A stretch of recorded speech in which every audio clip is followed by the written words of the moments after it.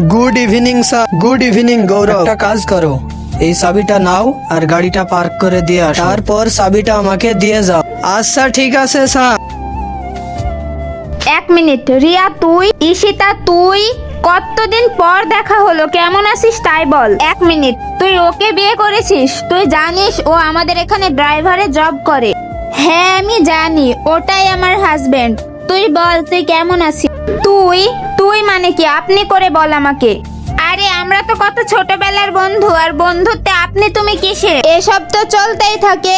রিয়া, বন্ধু আছি না, বন্ধু ছিলাম। আর তোর হাজবেন্ড আমাদের এখানে এখন ড্রাইভারের জব করে। আর এমন লোকেদের সাথে না আমি বন্ধুত্ব রাখতে চাই না। ম্যাম, অ্যাকচুয়ালি 1 বছর আগে আমার হাজবেন্ডের একটা বিজনেসে লস হয়ে গেছিল, ওই জন্য ওকে এখানে জব করতে হচ্ছে। কি বিজনেস?